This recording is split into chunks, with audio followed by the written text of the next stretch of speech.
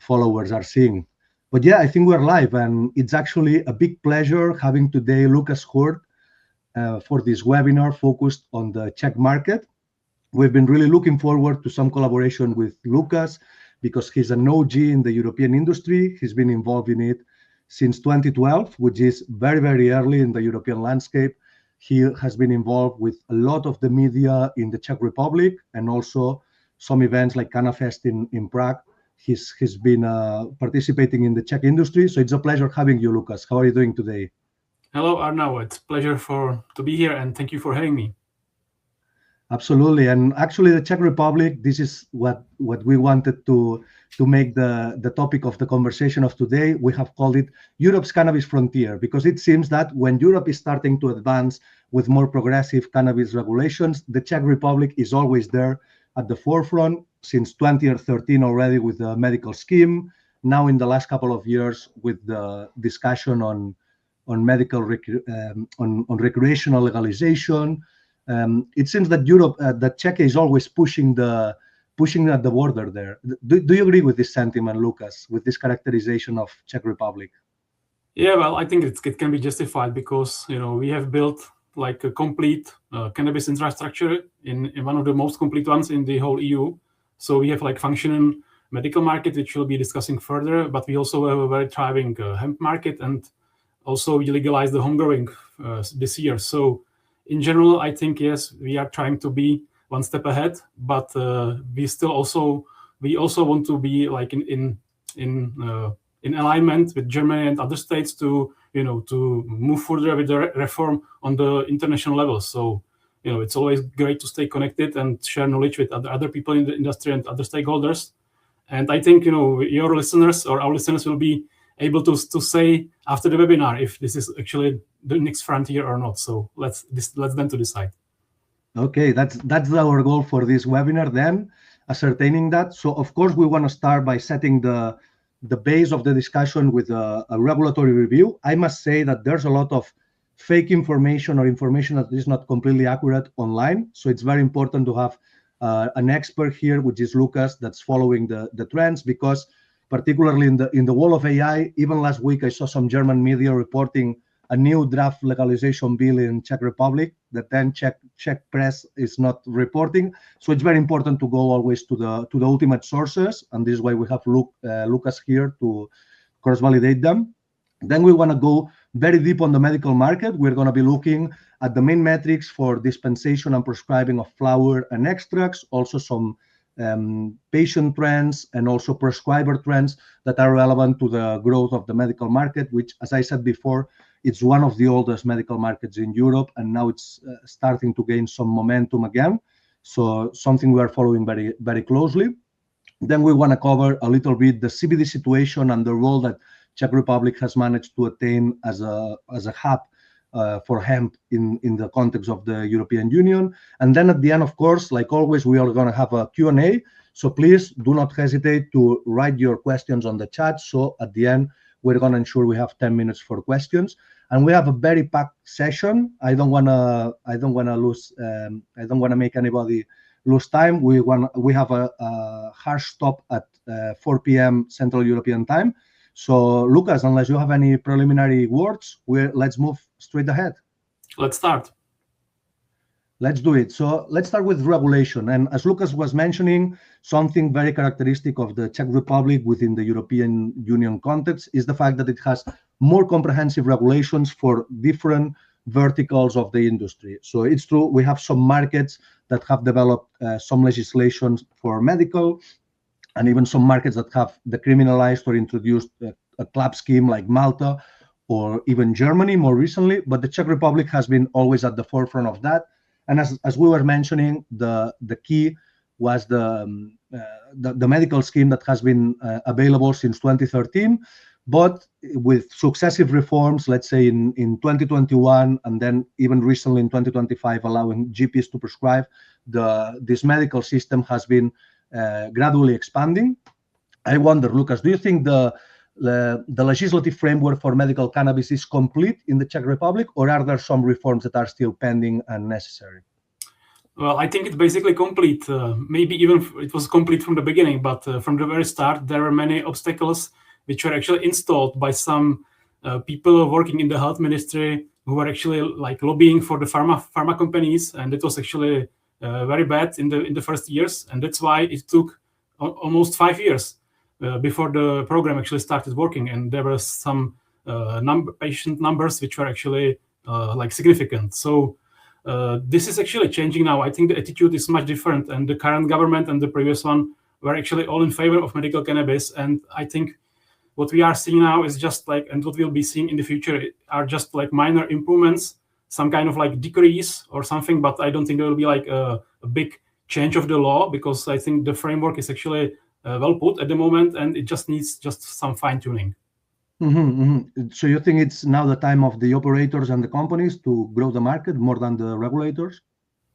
Yeah, well, there was a big change last April, as you mentioned, with the GPs to prescribe, but that was not only the GPs. It was like quite a lot of different paragraphs and different changes, and they were all aimed to make it simpler for doctors to prescribe and make it more attractive for them as well.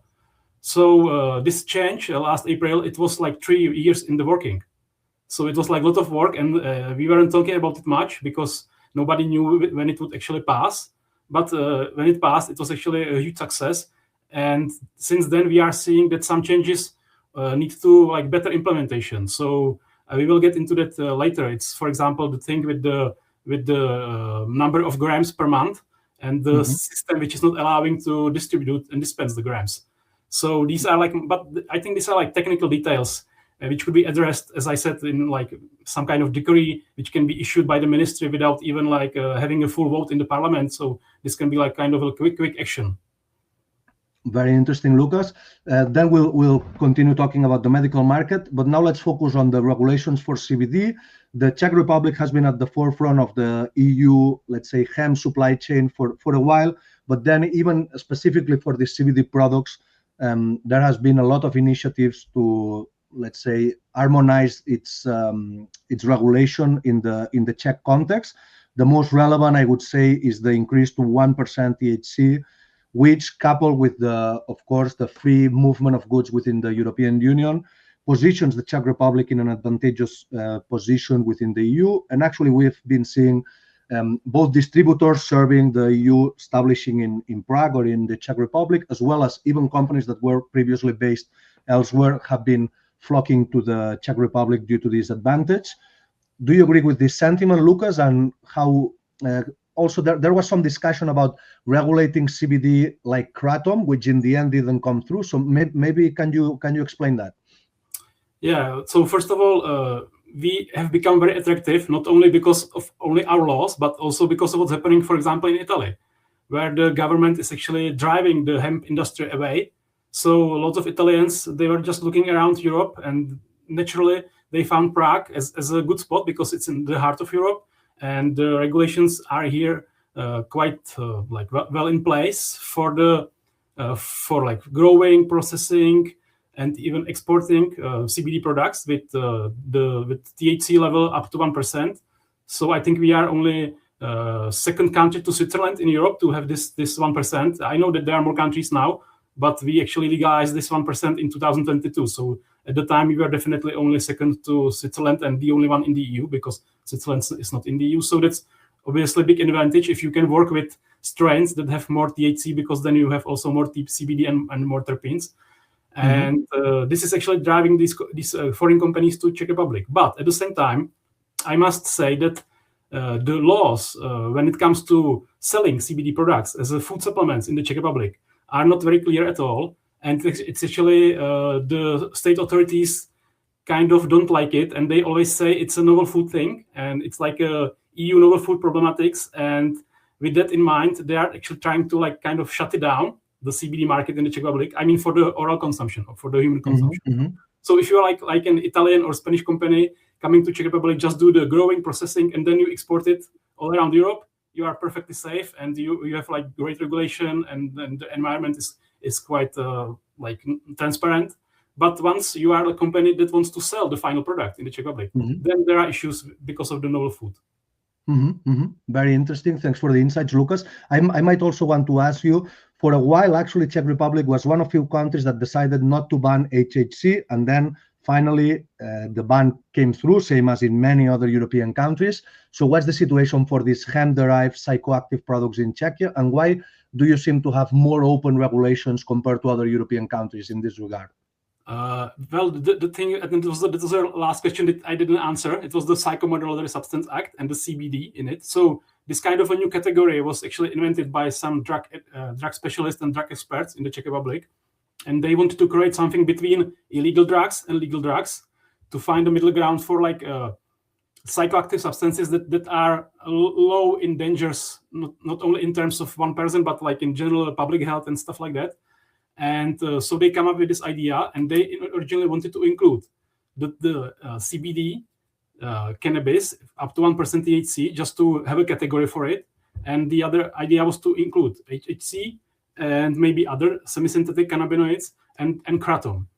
But as the time passed, we actually found out that this is not actually doable, because even this minute amount of THC is still a narcotic substance, and the EU and the Commission sent to the government a letter when they said that they are quite surprised what we are doing here, and they actually said that we shouldn't be doing this. So suddenly, anything related to cannabis actually fell out of this category, and now we only managed to. I'm saying we, I mean like the Czech Republic, the government. Yep. The government managed to put only kratom into this category. So we are actually regulating kratom for, I think, 2 months now, and I think it's a great step. I'm always like, I'm liberal-minded, so I'm glad that these things are happening. But I just don't think this scheme is like suited for cannabis products, because it's very restrictive. It's very no advertisement at all. There are many licenses, lots of fees. So it's like, I think it will be something like what's happening with cannabis in California, for example. When you over-regulate it, then you just destroy the market. So I think it works from kratom and maybe other substances which are basically new to the market. But when you have some traditional thing like cannabis, which can be food, which can be medicine, which can be like food supplement and many more things, then it's very hard to put it into this category. And I think it wouldn't be very wise to do it. And I'm actually glad that the European Commission said that this is not the way to do it. So I'm glad the kratom is there. I think it's a good idea, but to adjust it for cannabis, that will be some like lot of work to make it work. Okay, thank you for the insights, Lukas. And then moving to the third vertical market, the Czech Republic has had a lot of talks also about being a front runner in the regulation for adult use. Actually, the all drug policy coordinator, I don't want to pronounce it's Jindřich Birobil. Bobožil. He was one of the, like, probably the public servant in Europe that was more in favor of overcoming prohibition, saying that it's been a disaster and that we should move forward with more regulated pathways to access. But even the newly appointed drug coordinator I was recently reading, he's also fairly, even with the conservative government, correct me if that's not the case, he's quite favorable to, he's opposed to full let's say liberalization of the drug market, but he realizes that there should be some sort of compromise because prohibition has been a disaster. So I know that the plan to implement dispensaries, American or Canadian style, was shelved for the moment, whereas you only have now, let's say, decriminalization and home growing. Do you think it's possible that over the next 18 months or 24 months, the possibility of having dispensaries will be open again in the Czech Republic, Lukas?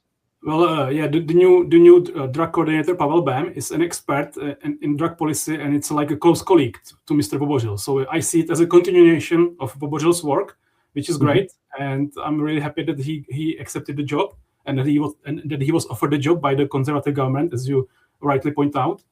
But as you said, the new government, I wouldn't say is conservative as a whole, but the minor parties, the minor coalition parties are very conservative. They are like right-wing extremists, some of them quite racist as well. So generally they don't like any loosening of cannabis laws because they perceive it as not very good in the eyes of their voters. But the prime minister, the new prime minister, is very much in favor of medical cannabis, and he was actually supporting the decriminalization bill in the last government as well. So his party actually gave the important votes to get it passed. And this appointment of Mr. Bam is actually a clear sign that he wants to continue in this sensible approach, harm reduction approach, and stuff like that. But I think trying to create a wholly regulated market, a commercial market, would be actually quite complicated because of the minor parties. But I think the pathways are there for introducing the cannabis social clubs model, like in Germany. And I think I'm very fond of the pilot projects as in Switzerland, because I think if you explain it scientifically, and if you get backing from some university, then it's much easier to explain it even to the more extremist and more right-wing parties. So I think definitely there will be some more, and we will be pushing for it. I'm a member of NGO that actually was pushing very hard to get the decrim, and we are not stopping there, no way. So we want to push it further, but we have to be realistic at the same time. So I think with the current government, we may be looking at some nice pilot projects in Prague, maybe in Brno, and we will definitely see further improvements in the medical cannabis sector. And we may see some clubs according to what's happening in Germany with them as well, if it's a success or not. But I think we won't see a fully regulated market here like in Canada or in States anytime soon. Okay. Yeah, maybe we need to generate some more evidence, like the pilot project model in Switzerland, and then with this clear, undisputed evidence that it works to remove users from the black market, etc., then we can ask, we can make an evidence-based petition to enact legalization, let's say. But anyways, we have so many topics to cover today, so I want to move ahead to the medical market. Lukas, here you can see the trend of dispensation, so sales in the Czech pharmacies since 2020 to 2025. And we see that extracts and we see it for both flower in green and extracts in yellow at the top. And what we see, of course, is that there has been a dynamic of growth, but it's still a fairly constrained market in terms of volume. No, the data here is in kilograms. We see that in 2025 it was 390 kilograms that were dispensed to Czech patients. If we compare it to, let's say, Germany, it was 150 tons or more. So we are talking, of course, a market compared to the largest markets of the continent, a little bit on the smaller side, despite being one of the oldest systems, as we were mentioning before. However, the reform in April 2025 has actually been reflected in the data, and in the next slide you'll see it even better. So the dynamic of growth that was hovering around 30% for the last 3 years, in the last year, and it was only 9 months that we had this regulation in place, we saw a surge of 46% in the market. And actually, if we look at the flower and we look at the extracts, we see that the flower is also growing, but that most of the growth has been concentrated in this extract market that was introduced only recently in the data. If this trend is maintained or even accelerated, which is what I want to ask our guest Lukas, we could be looking at a market approaching the 1 ton in dispensations in the foreseeable quarters, which would be already would position it as one of the most dynamic markets in Europe. So Lukas, just looking at this historical trend and also the market signals you gather from your contacts in the industry, what do you think is in store for the Czech medical market in 2026? Yeah, I think we will see increased growth because of as you said, the April reform from last year.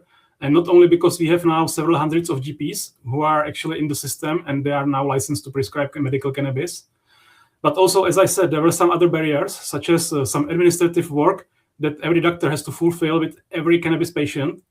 Although this was not the same thing as with any other ailment or any other medication, so this was kind of like abusing the cannabis or something like that from the authorities. So this was actually cancelled as well, and the doctors don't have to do this procedure anymore, which saves them time, which is great.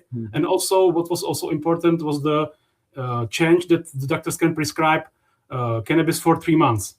Because up till last April, they were just allowed to prescribe it only for 1 month. So it means that every patient has to ask their doctor every month to prescribe them 30 grams. And then, it's loads of work for every doctor, because it's so many people. So now if you can prescribe it for 3 months, which is like normal for any other medications, then it's less work for doctors and patients as well. So these things are actually, I think, the most important changes, because as you see in the graph, the increase is quite slow, and the main bottleneck was there always, the number of doctors. Because absolutely, we'll look at this later in detail for sure. Sorry, sure. Go on, Lukas. No, yeah, we can talk about it in the next slide. So definitely, I think 1 ton is a realistic goal. Yeah, absolutely. So yeah, some bureaucratic reform, making it more streamlined, is always helpful. And here in this graph, we have the view for the last month to month for the last year, so 2025, and we can see both the prescribed amounts, which are in the dotted line, as well as the dispense amounts, which are the same that we had in the previous slide. So we see that there's some difference between the prescribed amounts and what's actually dispensed. So 440 kilograms of flower and extracts were prescribed in 2025. However, only 390 kilograms were actually delivered to patients. And here we see the effect of the April reform, for instance, in this spike of flower recipes. And also a certain dynamic of, I would say, growth for of course, there's going to be some volatility month to month, Christmas, vacation in August, etc.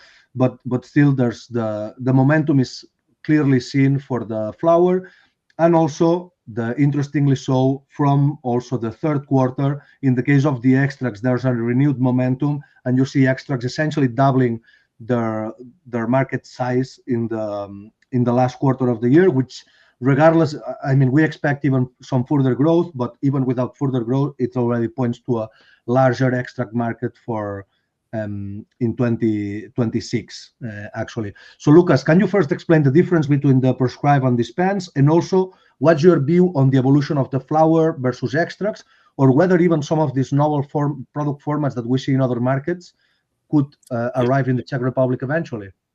Yeah, so the difference between the dispensed and prescribed grams was actually because of the last April reform, because, as I said, the law allowed to prescribe for 3 months, but the system wasn't working. So the doctors were prescribing for 3 months, but the system only allowed 30 grams to be dispensed. So that's why we are seeing this difference between issued grams and collected grams, prescribed and collected. And as you see, it's actually continuing until now, but it's not as bad as it was in April. So I think most of the doctors actually went back to prescribing only for 1 month. But we hope that the SUKL, the national state authority responsible for this, they will actually make it work according to what was the intention in the decree. And with the extracts, to be honest, I was actually quite surprised myself that they are gaining such a large portion of the market at the moment, because the problem with them was always, first of all, there is a cap, 25% THC, which actually makes it quite not worth doing for the distributors, sometimes, because then, it's not, if you have normally extract, it can have 30, 40, 60% THC or CBD, then it's better than if you have extract which has only 25% THC. Also, the reimbursement ratio was kind of screwed, and it always favored the flowers. So for the same amount of money reimbursed, you would get much more flower than you will get the extract. Yeah. And the last thing was, from what I know, that the doctors are actually at the beginning quite afraid of working with extract, because they thought they are more potent. But if you have 25% cap on THC in the flower and in extract, then it's basically the same. So from what I heard in the beginning, they were prescribing the extracts like 99% only for making creams, and so they just used the extract and made the cream in the pharmacy. So the patients weren't actually receiving the extract, but the cream, and the creams work perfectly with the extract. They are great. But for me, it's kind of funny that these creams made from extracts from the pharmacy, they cost I don't know, 200 euro for one cream. And if you make the same cream homemade, it costs you €2 or something. So or even if the health insurance companies pay actually for it mostly. But we are the ones who actually pay the insurance companies to have the money in the first place, like the taxpayers, So it's kind of I think this should be done in some different way, that it should be much cheaper. Definitely, but this is how it works now, and I'm actually glad that the number of extracts is rising, because I was always advocating for more use of extracts because they are standardized and easier to use. So I'm really glad that this is actually happening and that they are like taking off. Yeah, absolutely. And we hadn't said this before, but of course the Czech Republic is a magistral market, which means that the pharmacies need to prepare the final dosage form that the patient receives, which has some advantages and some disadvantages. From the advantage point of view is if you have prepared pharmacies, you can do some advanced product form dosage forms that are not available perhaps in a Finnish good program. Actually, correct me if I'm wrong, Lukas, but historically there were a lot of capsules that were done with decarboxylated flour, things like that in the Czech market. Still there. Do you expect now this number? We know that now since 2021 or something, all the pharmacies in the country can dispense, which is about 2,000 or 3,000 pharmacies, something like that. But only, let's say, 10% of the pharmacies are actually doing it, because of course it requires, you need to have the expertise and the time and the resources to do so. But do you expect some innovation in the pharmacy sector in terms of magistral products for patients? That's the thing, that if you actually issue only the flour, then any pharmacy can do it very easily. But if you have to prepare the capsules, which are by far the most popular, it's like 80% of the flour is in capsules and 20% is in like dried flour, plant material. So like the vast majority of issued flour is in capsules. And if you want to work with extract as well, then if you want to make in the creams, then not all pharmacies are able and capable and willing to do that. So it's usually larger pharmacies, like hospital pharmacies, who are actually doing these magistral lethal preparations, and the smaller pharmacies, they are usually issuing just the flour. Or actually, they can actually get in touch with the hospital pharmacy, and the hospital pharmacy can prepare the capsules for them and then send them out. So it's actually worked both ways. And also, what I would like to mention, there are like coming up some projects with the private sector that are kind of trying to make it easier. They are like, it's kind of a modern application where you can find all the strains, all the pharmacies, and you can actually choose your own very easily. So it's very user friendly for the patients, and it's actually user friendly for pharmacies as well. So I think this is something that should have been done by the state, by the government, but they didn't do it. So now there are some like private companies whose owners have some experience with medical cannabis, and they are basically doing it as a charity, because there is no monetization in this, but it can help to get more people into the program and get more patients to try cannabis, which may help them or may not. But absolutely, that's extremely interesting,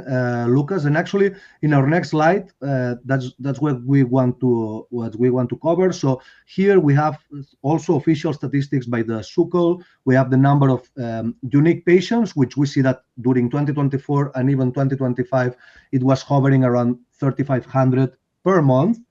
Now, Lukas maybe can explain us that, of course, because patients do not necessarily get their prescriptions every month, the actual figure for total treated patients we could consider is probably between 10,000 and 15,000, something like that at the moment. We also see the monthly prescriptions, which we see are barely higher than the number of unique patients. So at most, patients are receiving 1.2 prescriptions per month or something like that on average. And we also see the number of prescribing doctors, which we'll cover in more depth in the next slide, but it also helps us paint this picture that particularly after the April reform, we moved from barely north of 200 doctors to now over 300 doctors. And this is, of course, like in many other medical cannabis schemes, a big bottleneck for access. So it's always important to track this vision. So Lukas, we were now discussing the product formats available for Czech patients, and we'll discuss later also more in what we can do in terms of prescribing. What else do you think is required in the Czech Republic so that the patient base can actually become generalized and we can have a market of scale in the Czech Republic? Yeah, well, there are several things that could be improving, and first of them is like the doctors who are licensed, they actually start prescribing. So the first thing is to get the license, but then we actually have to start doing it. So I think, for example, with the general practitioners, they are used to prescribe their medicines, the normal classical pharmaceuticals, and they may be interested in cannabis. But one thing is being interested, and the second thing is to like actually give it to your patient. So we need to keep educating them. We need to keep working on seminars, doing conferences, and this is actually done by again, by the private sector most of the time. The government and the health ministry is not very active in this regard, which is a pity, but that's how it is. So there needs to be somebody else who steps in and does it. And we have several conferences, we have many seminars that are for doctors, and not only doctors, but we need to educate pharmacists, because if the pharmacist doesn't like cannabis, then it's a problem as well. Then we need to educate nurses, because people can actually use cannabis in hospitals and they don't know about it. And I saw cases when actually nurses were calling police on patients when they drew out their volcano vaporizer and started to vaporize. So like kind of funny stories, but this is all like part of the education that needs to be done. And also, I think there should be something like telemedicine introduced, which is a big issue in Germany. And in the Czech Republic, it's only starting now, and the authorities don't like it much. But, with more people who are getting older and sick, and then you have less and less doctors, I think the telemedicine will have to be like not only an option, but like it will be mandatory. Cornerstone, of course. Yeah, that's very interesting. And actually, I want you to also explain, because I think you broke the story of the first online prescriptions or the first online clinic in Czech Republic in 2025. So of course, this is same as we have seen in Germany, but also in other markets like Poland before the ban, of course, but also Australia, United Kingdom, etc. It can be a massive engine of to drive patient access, of course. But first, let's look a little bit at the doctor base. I must say the data that we're showing here is from an official list that the regulator publishes, but it does not cover the whole universe of prescribing doctors in the Czech Republic. Actually, it would represent only about a third of them, the ones that have decided to be on this public list. And Lukas now got some recent data from the regulator that actually pointed out in more detail the actual doctors that have the capacity to prescribe. So essentially, as you can see with the different specialities here, neurology, palliative medicine, or general practice, you see that back in 2024, which is the lighter color, general medicine was at 0, of course, because this was only available for chronic pain patients after April 2025, and we see that neurologists were the dominant indication, and also pain specialists in different forms like palliative medicine or pain treatment, anesthesiologist, etc. We must say that pain is the dominant indication, like in most international frameworks of the same scale, so no surprise here. But the reform has actually managed to expand the list significantly. If I'm not wrong, something about half of these 800 doctors that now have the ability to prescribe are general doctors, and then there's some of the more indication-specific ones are a little bit similar to the ones in the public list, like neurology and so on. So Lukas, what are some prescriber trends that you are seeing? Well, can you explain this data? Probably you have something to add there. And also, how can we make this telemedicine and this private clinic sector work in Czech Republic? Well, with the clinics, somebody has to establish them and start running them, like in Poland. So I'm not really a medical expert, like into medical law in general. So, but I know there are some issues. For example, that if you are a doctor working in a private clinic, then you have only a certain amount of receipts that you can actually issue per month.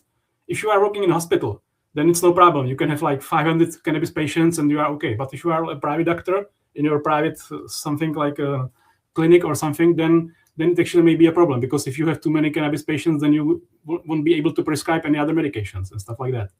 But that was the last question. And back to the beginning, I think it's a great news, and I actually spoke with the National Institute of Health last week, and they gave me an updated list. So it's actually amazing to see the number of doctors started to rise so quickly, because as I said in the beginning, it was really painful to watch for the past like 8 or 9 years, seeing the number of doctors to grow like by the 10th of per year. So like 50, 60, 70, then we had 150 for 3 years, then we have 200 for like 3 years, and there was no difference at all. So this was really disappointing to see. But since last year, since the April, in the beginning, like first 3 months, there was no big movement, but then suddenly at the end of the year, Sukl reported that there are 500 doctors actually prescribing. And when I asked them, last week, they actually said it's 800 now. So we saw like hundreds of % increase within like 2 or 3 weeks and within 3 months or 2 months. So this is really, I'm really so happy for that, because this was one of the reasons I started the magazine 7 years ago, to educate and get more doctors into the system. And I'm really glad that so many physicians the GPs are actually getting into the system. Currently, from the numbers I have, I can quote that it's 806 doctors. Out of them, it's 257 GPs, 226 neurologists, and 110 pain specialists. But there are other specializations that prescribe for pain as well, like palliative doctors, oncologists, orthopedists, rheumatologists. Most of them they prescribe for pain symptoms as well. So that's why the pain in general is the hugest. But I'm also glad that there are so many neurologists, because the neurological issues can be helped greatly with cannabis, like multiple sclerosis. So if there are 220 neurologists, that's great news as well. And for the number of the total patients, as you said before, there are estimates between 10,000 and 50,000 altogether in the previous slide. But when I asked Sokol, they said they don't have any exact numbers. So they just said this is like estimates based on the monthly unique numbers. But there are studies that actually say that the potential of medical cannabis in the Czech Republic is something like between 250,000 and 500,000 people. So I think the potential for the growth is still huge. We're only scratching the surface, actually, in terms of penetration in the Czech Republic. I must ask, because Lukas, the data that you just gave us is magnific, of course, 800 prescribers. However, and correct me if this assumption of mine is wrong, but despite the fact that there might be 800 doctors that are available to prescribe or have even done one prescription themselves, the actual bulk of patients are probably treated with a more reduced amount of doctors. Is this your vision as well, that there are a few super prescribers treating a lot of patients, but let's say there's a lot of work still to make it something general that regular doctors can also implement in their daily clinical practice? Especially from the beginning, there were actually in the first years there were like a handful of doctors who were actually like working the 90% of the market. So I know a doctor who has like 300 patients himself, and the total number was like 600 patients by the time. So, but luckily this gap is actually shrinking as the number of the doctors grow. So, and that's a good thing, because you don't want to have like one doctor prescribing for half of the country. But it also has to do with the number of the receipts that you can actually issue each month, as I said before. So usually when you have a doctor, a pain specialist who works in a large hospital, then it's much easier for him to like look after hundreds of patients. And so these doctors, I know like some doctors who are working in big hospitals in like regional cities, in largest cities in the regions, in like Brno, in Pilsner and stuff like that. I say Pilsner because everybody knows Pilsner beer. So so if you work in a big hospital and you are like leader of some kind of a whole department, then it's much easier for you to look after so many patients. And if you are a small GP who has one small clinic, then obviously you will have only a handful of patients. But on the other hand, there are 5,000 GPs in the Czech Republic, which is quite a lot. So 5,000 GPs. Yeah. Okay. And now we have 200. Prescribe now. Yeah. So 5% of the GPs are prescribing. No, if we increase that to 20%, it would help certainly. No.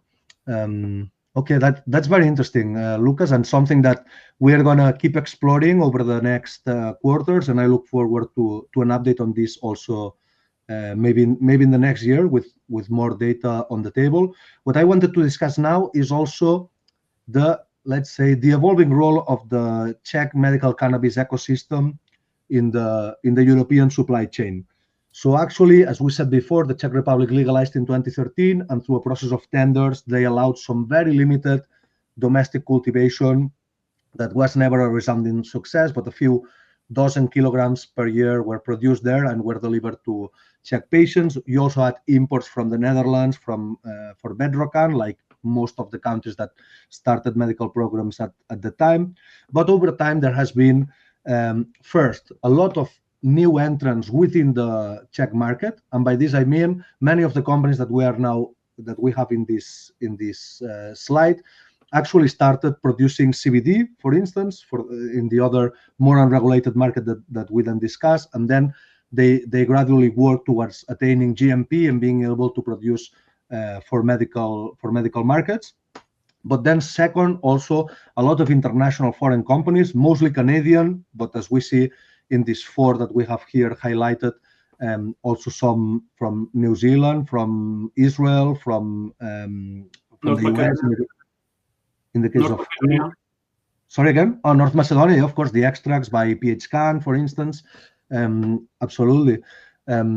So we see that it has been fairly dynamic, and now let's say the snapshot of the ecosystem that we are making here includes 5 growers. One legacy one, which is in the corner right, is the Saint-Ains Hospital in Brno, which was fairly novel because it was one of the first hospitals in the world, I would say, to grow with cannabis in their own rooms and then deliver it directly to their inpatients, which is a very interesting model. But then let's say on the private sector, we have these 4 companies that started producing in the Czech Republic, but however, only 2 of these Czech companies are also delivering products to the domestic Czech market.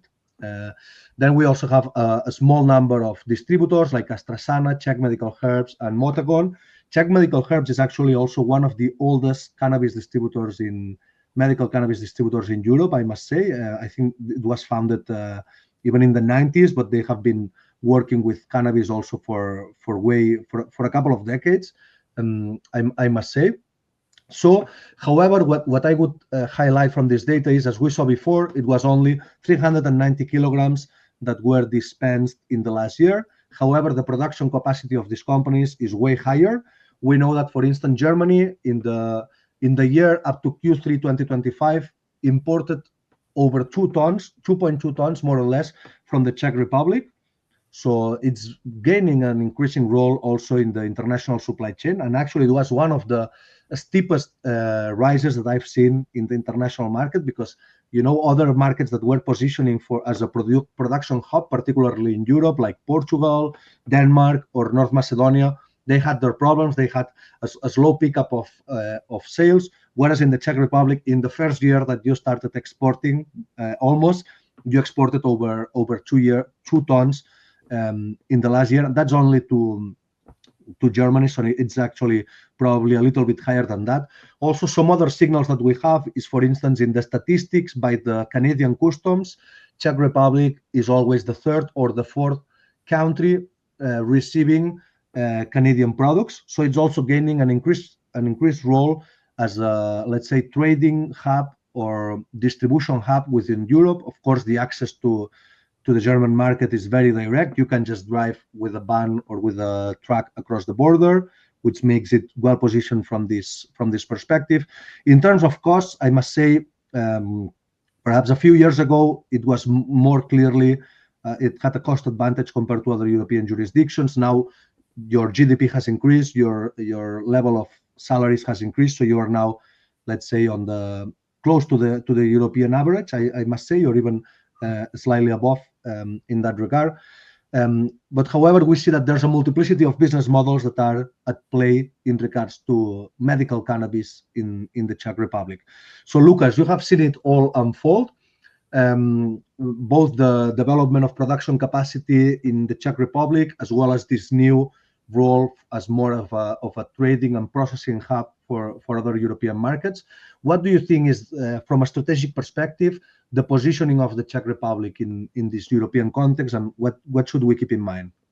Yeah, well, the beginning was that there was only one licensed producer, according to the law, which was quite crazy. And this changed in 2021, and since then, it was with the legalization of 1% THC, it was the same law. And since then, anybody can grow medical cannabis in the Czech Republic who actually obtains the license. But of course, it's not it's quite an expensive endeavor. So you need to have lots of millions in hand, and then you have to build a factory and get staff and stuff like that. So it's not for everybody. And there are currently, I think, around 8 growers And I think one of the first ones actually went out of the business actually last year. So it's actually the landscape is quite evolving, and most of them are situated in the western part of the country, which is closer to Germany. So obviously, everybody's eyeing Germany. But I think there have been some exports even to Israel and other countries. So I think we'll be exporting more and more, because definitely what's being grown here, it's not intended only for the Czech market, because as you said, the Czech market consumes only 400 grams, and we are producing tons and tons. Yeah, absolutely. So when you are working with Czech operators, let's say, do you think their main focus is participating in the international trade and even on this reprocessing of GACP products for giving them validation for GMP markets? Or do you think their focus is mostly on building industrial capacity to serve the local market? You think it's both? You think it depends? It depends. It's like about the general philosophy of individual owners. If you want to do something good for your own country, then you try to supply the local market as well. If you just consider the business side of things, then you just export it, because it's easier, and the markets abroad are much more accessible. There is more opportunities, and also the Czech patients and the generally Czech cannabis users, they like to complain about everything. So it's really hard to satisfy them. So from that point of view, it's also easier to just ship it abroad, and then somebody else is giving it to the pharmacies under their own brands. So then the blame goes to the brand and not to the grower himself. So this is. But as I said, it's different, from company. Some companies, they just supply the Czech market because they want to supply the Czech patients with their own product, and they are not doing it only for money. And other companies, they just simply focus on the abroad. So I think it's it works both ways, and I'm okay with both. My own attitude would be to do something for the local market as well. And sometimes we are just, as I said, we are doing the education, and I was also working with some renowned doctors to write some publications, simple publications for doctors who want to prescribe. And obviously you need money for that, so we are trying to raise money with the local producers. And some of them were like, we want to help the education, and the other said Czech Republic is not interesting to us, so we just won't participate. So it's it depends on the attitude and on the mindset.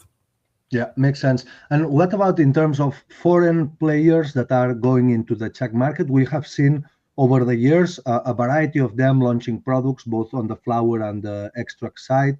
However, of course, some of them have complied. So, for instance, I remember regarding the reimbursement for extracts that we were mentioning before, the fact that you're going to get very, very little reimbursed due to the calculation of the flower equivalency. Yes. Something along these lines. And of course, we're talking 400, 500, let's say this year, 500 kilogram market for already a couple dozen products for available in the market. So what would be your recommendation to foreign players that are eyeing the Czech Republic as a next demand growth engine? Well, I'm speaking to some of them, continuously, because they ask me how it's looking here. And at the moment, if you are a large producer and you are looking for large volumes, then it's not probably the timing for doing it here, the best timing for it in here. You should wait maybe one more year and see if the number of doctors is really materializing in the number of patients and grams. But at the same time, some producers, they just want to put another country on their list. They are distributing, and I think that was the case in the beginning, that everybody wanted to be here because we were one of the first markets. So we had Canopy Growth, we had Aurora, and we had many more. But to be honest, I'm pretty sure that Aurora and Canopy are still on the Czech market, supplied by some distributors. And there were some distributors who were trying to bring in extracts, and they just gave up because it was not worth it. So I'm not actually sure currently if the number of extracts which is being used at the moment is actually from local production, or if it's more from the exports. Maybe we should look into it together later. But that's it. Yeah. Okay, very interesting. So we're arriving to the end of our webinar. I just wanted to have an opportunity to discuss a little bit more the CBD market in Czech Republic.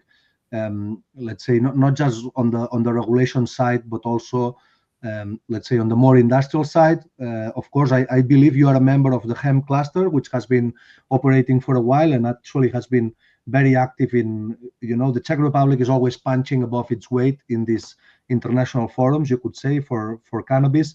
But also we have seen over the last years, not only a lot of indoor growers for CBD developing in the Czech Republic, but also a lot of distribution, processing and manufacturing. So for instance, API, there's one of the oldest CBD API manufacturers, is based on the east of the country.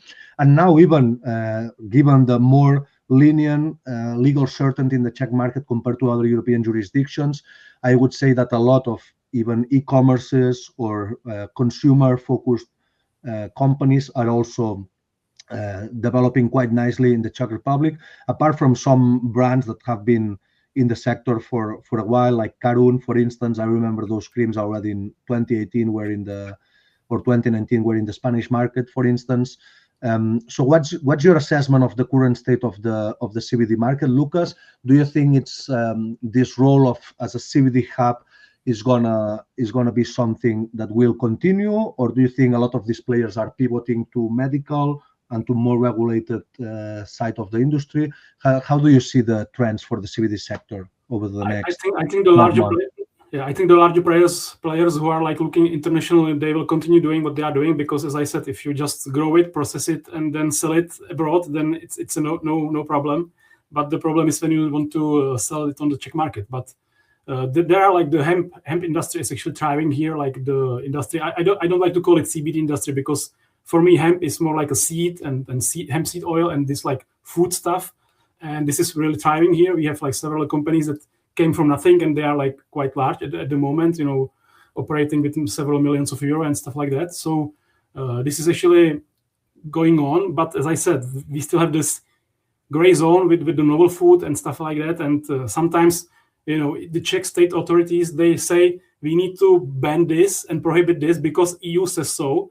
But then when you look at the EU laws, they just say it's a kind of recommendation. So sometimes the Czech state authorities, they try to hide their restrictive approach behind the EU. But when you look into it, then you find out it's just them who do it. Yeah. So not just the Czech ones, I must say. It's very common. It's always important to speak with the authorities and go to the Ministry of Agriculture and Ministry of Health and speak with the people there and tell them that it's actually beneficial for the country to have this here. So that's, for example, case of the clones, because nobody actually knows now, when we have decriminalized the 3 plants for personal use, can you actually sell clones with THC? Because you can sell seeds, but seeds don't contain THC. But clones can actually contain THC. And now there are companies who want to start producing clones in Czech Republic, like in Austria or in Germany, but they are asking the health ministry, and one official says something and the other official says something different. So, and they always, as we were talking in the preparations, one thing is the law and the rules. That's one thing. But the other thing is that actually the health ministry likes something and they don't like other things. And if they don't like them, they will make it very hard to work, So you always need to like communicate with them as well and do some like not official like appointments and meetings, and then you can move further. But it's really the local market is really complicated in these terms, like when it comes to food and novel food. And do you think most operators in the Czech Republic are targeting the EU as a whole, or do you think the local market, which is of course around 10 million people, is also interesting for? Well, there was this issue with the local market. Do you know that the semi-synthetic cannabinoids, which entered the market like 2 or 3 years ago from the United States, it's basically kind of damaged the CBD industry, because loads of people who were using CBD buds and CBD oils and stuff like that, they just went to the semi-synthetics, because they are always marketed and labeled as an industrial hemp, which gives you some kind of I don't know, legitimacy. Some kind of psychoactive effect as a bonus. So lots of people actually turned into this, and it took a long time to ban HHC. And when he banned HHC, there were other semi-synthetic and synthetic cannabinoids which are even more dangerous and less known. So this actually was a quite bad thing for the whole hemp industry. And I'm actually glad that HHC is kind of banned at the moment. But as I said, there are many other cannabinoids, and they are all sprayed on this hemp. on this CBD hemp, and then in Prague you buy this CBD hemp, and then it gets you in the hospital. So these are like aspects that needs to be addressed as well, and I hope the new government will actually look into that, so the regulatory market and the framework is actually even clearer than it is now. Okay, when we end on that note on the CBD side, we have 4 minutes left. We're going to be on time, so I want to move on to having a couple of questions answered from our super loyal audience. Brittany Serrano is asking, so consumers in the Czech Republic are getting medical cannabis from their normal pharmacies or from medical cannabis specific pharmacies? Yeah. In Czech Republic, everything works within the normal framework of the like health system. So all medical cannabis is being distributed by distributors who distribute other pharmaceuticals, and they are distributed to pharmacies, and then the patient comes to the pharmacy and gets his prescription there. So it's like basically it works like this. You go to the doctor like speaking with you, then he gives you the test and stuff, and then in the end he decides if you get the prescription or not. When you get the prescription, then the next month you don't have to see him again. You just send him an SMS. He will send you the receipt with SMS again, and you send the SMS to the pharmacy, and the next day you can pick it up. It's usually within 24 hours, and there are like, I don't know, 20 or 30 strains available at the moment, which is great as well, because for most of the past 12 years, it was like 2-3 strains available, and sometimes then they just didn't have any 1-to-1 ratio, so that was a huge problem for the patients with multiple sclerosis and stuff like that. So currently, this is all gone, and the system is working in this way, in this regard, and distributed only by pharmacies. Yeah, and it's general pharmacies; they are not specialized. There's no medical cannabis specialized, and this, as some comments were mentioning in the comments, this is fairly normal in outside North America for medical cannabis schemes. Yeah. It's true that as the market develops, particularly the telemedicine side, some pharmacies start specializing more and more on cannabis. This is what we saw in Germany, but I believe that this hasn't reached yet the Czech Republic. Well, I actually had the plans from like a couple of high-level distributors and producers who are actually considering opening only cannabis dedicated pharmacies, like in the middle of Prague or something. So, but I had this a couple of times, and for the first time it was 5 years ago, and nothing happened yet. So fingers crossed. The idea is there for sure. No, they are still exploring whether it makes sense. So we had here a question, more clarification from Tim Morgan. It's very technical, so I don't know if we can answer it, but he's asking whether the 25% THC cap refers to only Delta 9 or total THC. So if it includes the acidic forms, the THCA is included in the calculation. Do you know that, Lukas? It's total. It's total, right? Okay. Well, it's still, Yeah, I think this should be removed. Like there's no sense in this. It's similar like with there is limit to prescribe medical cannabis to minors. You cannot prescribe it to all minors who are sick. You just can prescribe it to minors who are actually dying. Makes no sense. Absolutely no sense. Particularly with childhood epilepsies and the like. Autism and stuff like that. Yeah. Absolutely. Okay, so we have another question more in terms of supply chain, and we'll leave it there. It's going to be the last one. He's asking, Anthony K is asking how much of the imported cannabis to Czechia is actually staying there versus being GMP stamped for further distribution in Germany and other markets. Do you have a perspective on this, Lukas? Something that you can tell us without spilling. You can do the math yourself. If you have like so many tons coming here, and then you use only 400 kilograms, then I assume the rest doesn't evaporate. So it's actually going to other markets, and there are some companies who are actually offering these services similar to what was happening in Portugal, that you actually bring the JCP and then it goes out the GMP. Yeah.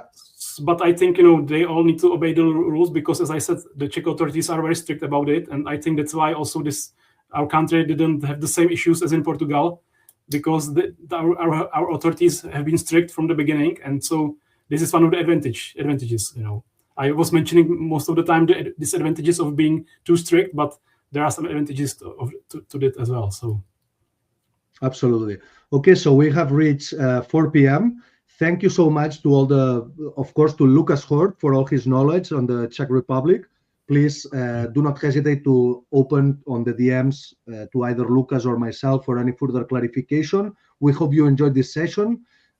Please share it so more people can participate and can gain this knowledge.